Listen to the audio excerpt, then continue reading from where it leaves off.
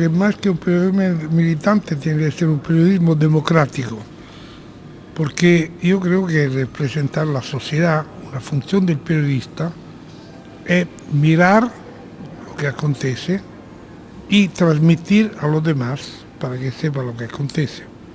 Ahora, es imposible mirar lo que acontece sin incluir en esto la mayoría de la sociedad. El periodismo que solo mira una pequeña cantidad de la sociedad, solo los que están en la nomenclatura, no es un periodismo democrático, es un periodismo que crea una estructura de división entre lo que cuentan y lo que no cuentan y termina dando una visión de la sociedad desequilibrada, porque es una visión de una sociedad donde no participa la mayoría de la gente, sino una pequeña minoría. Bueno, esto se debe a un hecho inexorable, hay tres movimientos. Un primero es que la gente joven no lee más en el sentido tradicional, no lee libros. Mi generación ha crecido leyendo libros, la generación de hoy de 14 años no lee libros, mira solo internet. Y está hecho el futuro de los diarios en esto. Segundo punto es que vendan online. Por ejemplo, todos los diarios americanos ahora sobreviven si tienen suscripción online, si no quebrarían. Este es el camino. Ahora, esto abre un segundo problema. La manera de la gente joven es diferente a la nuestra. Leen cosas mucho más cortas, mucho más rápidas y mucho más breves. O sea, está cambiando el periodismo online, va a ser diferente del periodismo escrito. Y tercer elemento, la concentración que hay de los medios, que se van concentrando siempre más, elimina la riqueza del periodismo, porque convierte el periodismo mucho más homogeneizado, mucho más idéntico. Así yo creo que estamos frente a un proceso de transición de un periodismo culto, de un periodismo analítico, de un periodismo que da al ciudadano los elementos para él decidir, a un periodismo que ya da al ciudadano lo que tiene que pensar. ¿Y entonces cuál puede ser la solución? La solución es que los periodistas tomen en mano la comunicación, no solo los periódicos, sino la comunicación, y a través de esto creen conciencia y información.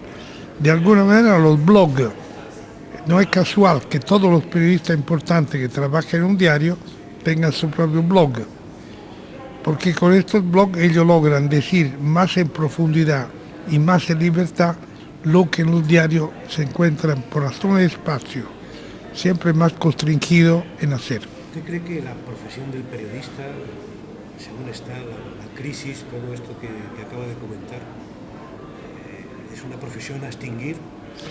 No, no se puede extinguir porque más habrá información, más habrá poca capacidad para poder elegir en la masa de información lo que uno tiene que buscar.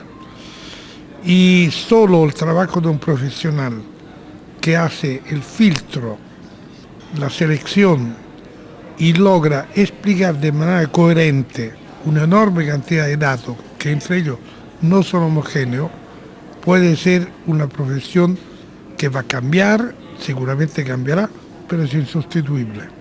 Entonces, a lo mejor una de las soluciones que también, aparte de ser más profundo, más analítico, los blogs, ¿cree que los muros de pago son una solución, será una salida para esta crisis de la prensa? Yo creo que sí, creo que esta es la única salida que se vislumbra. Y la crisis de la prensa no es una crisis de la prensa de por sí, es una crisis del cambio histórico en que estamos metidos, donde la sociedad está cambiando radicalmente, la nueva tecnología cambia. Hagamos un ejemplo, usted ha visto ahora que se puede imprimir con un printer de 3 dimensiones objetos. Ahora, por ejemplo, en Estados Unidos han tenido que prohibir que se distribuya vía internet cómo imprimir un revólver. Bueno, si esto funciona de verdad, y no es una moda pasajera, en 20-30 años, un ciudadano en su casa se construye todas las cosas diarias que necesita. Claro, no los coches, pero además sí. Entonces hay un cambio tecnológico del cual la prensa es inexorablemente parte. Pero se va a mantener todavía el papel. El papel se va a mantener, yo espero, porque sin papel se va a perder una capacidad de traducción de hecho, ideas en términos analíticos y ricos de imaginación que no se puede hacer en una computadora. Usted ha defendido una de sus tesis, creo que heredada del presidente Aldo Moro, de cambiar la opinión pública. Eso significa que entendemos que la opinión pública a veces está equivocada. ¿Cuál es esa idea? Bueno, no, es que Moro, yo era asesor de Moro y cada vez le presentaba un escenario, él lo miraba y me decía, muy bueno, pero nunca hacía lo que yo decía. Yo me venía y dije, presidente, yo no sé para qué estoy con usted, todo lo que hago usted me dice que es perfecto, pero no lo hace.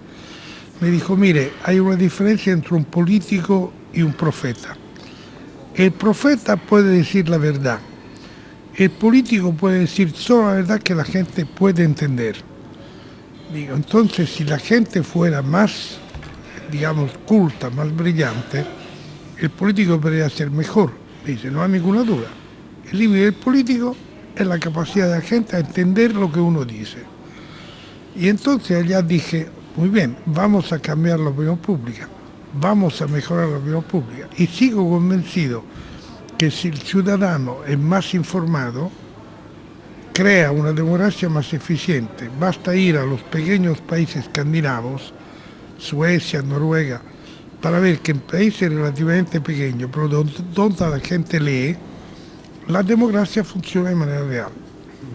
Usted ha llevado a cabo proyectos como la agencia, otros proyectos también vinculados a la mujer, quizá por centrarse en los sectores más desfavorecidos, ¿no? ¿Se siente orgulloso de los resultados de estos proyectos?